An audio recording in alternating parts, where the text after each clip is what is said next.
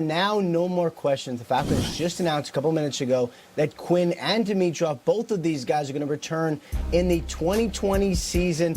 And obviously for the Atlanta Falcons, this has been a storyline all season. Remember, prior to this year, Quinn fired all of his coordinators, and it was considered a make-or-break year. Started off real slow, and Arthur Blank had several questions about whether or not he would keep the coach and keep the general manager. I talked to him about it throughout the course of the season. He wanted to wait until it was essentially a finished product, and now he made changes to the defensive staff. Raheem Morris came in running the defense. They've won 3 in a row, and Blank just announced that both of them are returning. In addition, Raheem Morris has been named defensive coordinator for 2020, assuming he does not get a head coaching job.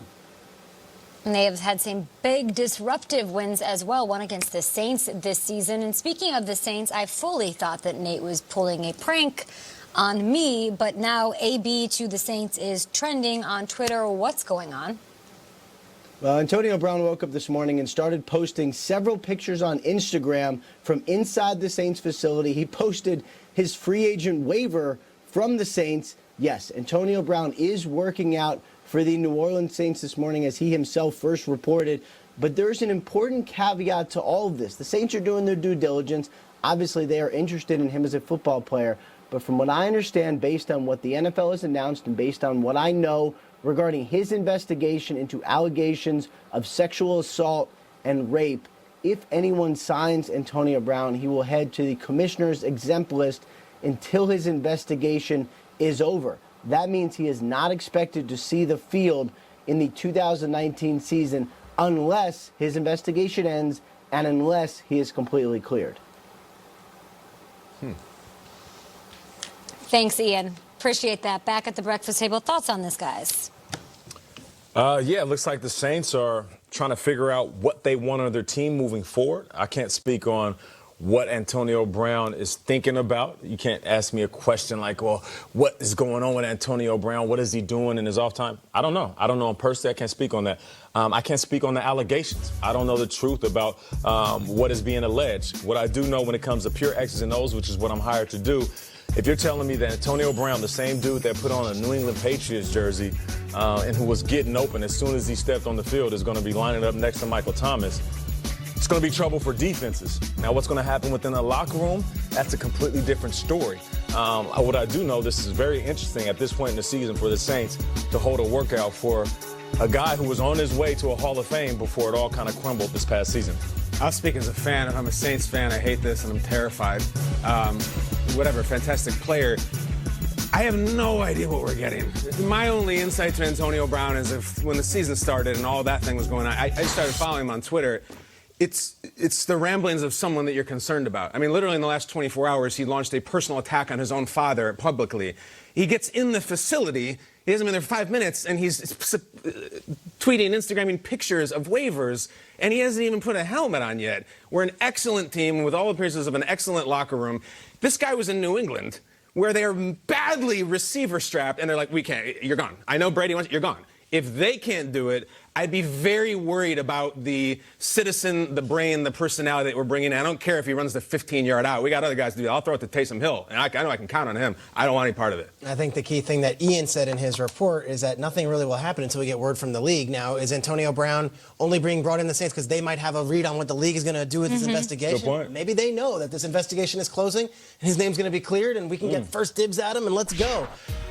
I think this is going to be one of those wait and sees, though. This is the important note here. The NFL has made clear Dissect this. that if someone signs AB, he goes to the commissioner's exempt list. Remember, the commissioner's exempt list is basically purgatory in the NFL. You're just waiting till an investigation closes, and when the investigation does close, okay, well, then you're eligible to be signed. So likely wouldn't play this season, or that's on the table, right, that he could not play this season? Absolutely, and it also, the other side of it could be, well, the Saints know something. Like, did someone give the Saints a heads up and say, hey, that investigation is closing soon, Right. And he's gonna get a head start on this, you can go work out Antonio Brown. I'll say this, in the back in March when we were talking about Antonio wants out of Pittsburgh and all this stuff, there was 2 teams that kept coming up. Yep. 2 teams that you would always hear were the Saints and you would hear the Raiders. Those were the 2 teams, and I don't know if there was actual heat to that or not. Okay. He ended up being traded to the Raiders, but if you don't think this was real interest at some point, Now, that a lot has changed. In fact, lot's his career changed has since then. changed, Yeah. and the Saints are in a very good place without him right now.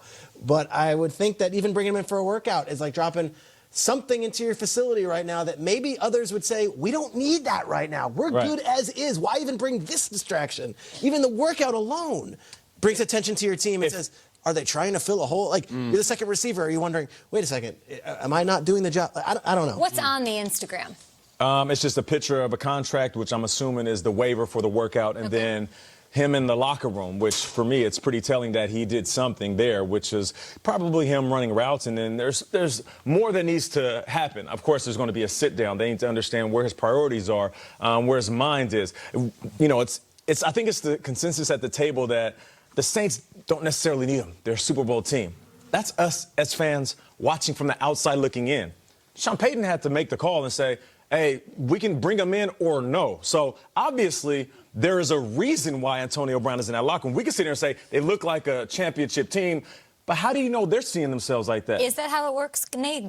Does it have to be the outreach from the front office and Sean Payton, or can Antonio Brown ask for a workout and they just grant it? How does that work? No. Antonio Brown just can't knock on the door and say, hey, work me out. No, it's top to bottom. And Sean Payton has a lot of say within that organization. The character of Sean why is he Payton's bringing them in then? Like, well, listen, we can assume they're a Super Bowl team, but maybe Sean Payton is saying, this is my last run at this. I've run through this a few times, and we got to load up. And I think there's maybe 3 or 4 coaches in the league who have the confidence, the arrogance, or maybe the hubris to say, I'll do it. I don't care. I'll bring him in. I'm Sean Payton. And it could work with us. Maybe to think that they can control him. He signed Dez last year when no one thought they were going to be signing Dez Bryant. He signed Dez. This is way different than Dez.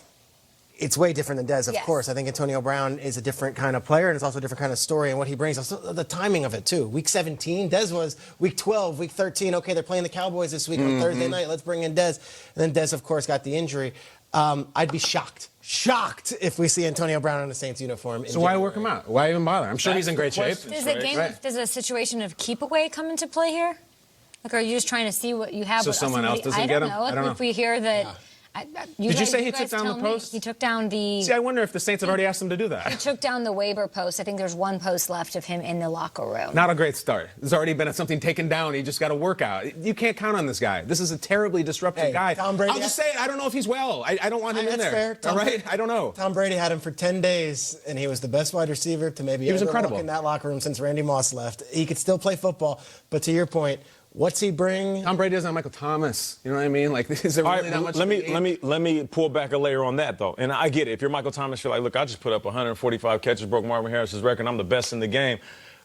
But if you're wide receiver Michael Thomas and you're sitting back listening to whatever they're saying in front office, somebody comes downstairs and says, look, there could be something coming down that he's clear from all these charges. Would you like to have Antonio Brown next to you? I don't care how good you are at the wide receiver position. I don't care if you're Julio, Michael Thomas. I don't care if you're Odell. But if Antonio Brown is on the other side of you, that changes defenses. For the first time in Michael Thomas' career, we'll be seeing one-on-one coverage. He got $20 million a year. He got paid already. So, like, that's bigger than Antonio Brown being on their side of Michael Thomas. Antonio Brown appears to be reporting live from the shadow realm. Like, what is your take on that about him as a human being? Yeah, I don't care how Never good mind you are even as a the player. legalities. If you have a sexual assault allegation that's still pending, you shouldn't be on a football field. Yeah, I can't call that, Kay. I don't make those decisions. I sit here and report on X's and O's. Now, there could be, like Peter said, a conversation had between the league, Antonio, in the investigation where he's cleared on all that. And then those sexual allegations are behind him. So I'm not going to say What about just on social media? Like, you're watching this guy. Let me get to that. Let me get to that. Doing music videos and no weight women. Like, this is my guy in my locker room now? Yeah, but listen, we are historians of the game. That's one thing I do love about this show. And we all know, we're talking some of the greatest teams, Super Bowl teams, and this isn't me sitting on live TV dry snitching. There have been big personalities with big baggage signed on teams that have made runs to the Super Bowl. Does that make it okay? Shouldn't it stop at some point? Let's have it stop in the 100th year of the NFL. I'm down for that. There's my vote. Okay, I'm not signing this guy. We're reporting on what the Saints are doing, so I can't tell them who to sign. If Antonio Brown's in that locker room and there's a waiver, we have to report that Antonio Brown's there. I have to speak from an X's and O's standpoint. And as far as players that have played on teams with baggage and personalities, this has happened before, and unfortunately, history repeats itself. At what point does it become bigger than just the X's and O's for you? For me, I didn't win a Super Bowl. So looking at teams that want to strive to win a Super Bowl, sometimes they go to desperate measures. And we're all assuming that the Saints are a shoo-in for a Super Bowl. Maybe they are a little bit more desperate for talent than we think. That's the point I'm trying to make. Were you surprised by this when you heard this? Yes, timing and all this stuff. And if his name is cleared, you rest assured Antonio Brown will be playing football again. No doubt about it. Rest assured. As he should, if his name is cleared. And the 100%. question is, to Kyle's point, whether a team wants that, because it's more than football. It's more. He doesn't seem well. The legality part is terrible and unsavory, and I don't know what the case of that is. If you just compartmentalize that for a second, there's the dude, are you with us? Like, are you here? Even that I don't trust. Let me give you an example. And these are two completely different players with two completely different off the field issues. So I apologize, T.O., if you're going to watch this, to say, Nate, come on, bro. Like, I didn't have any rape allegations on my way. But T.O. was looked at as a cancer. Every locker room he went into, it was, you know what, I hear he's scuffling with players and he's getting into it at practice. He doesn't even like his quarterback. He's calling out his quarterback. Dude's doing sit-ups in the driveway, reporters outside. All of these things were happening and people were trashing T.O. When he stepped in those white lines, what did he do? He balled out. So let's just say, for example, hypothetically, Antonio Brown is clear from all allegations. Antonio Brown is a big personality. Sometimes could be a little flighty, does things his own way. You look at his Instagram, you're like, bro, what are you doing? But when he steps in those lines, has there been a moment where Antonio Brown wasn't a monster? No. Yeah, when he didn't show up and gave up on his team when it was a meaningful game, which is like a cardinal sin that happened on the field. He was in a fur coat on the field. That was one example where a guy wanted out. That's a huge, glaring example of like lack of trust. How can you trust him? He also was on, because he was on his way to put up Hall of Fame numbers. You trust one of the best ever. Playoffs? I would ask the Saints. I would ask the The Saints trust how you is could the trust word. him. I'm with you. I can't trust this guy even to show up for work, let alone on 3rd and 9.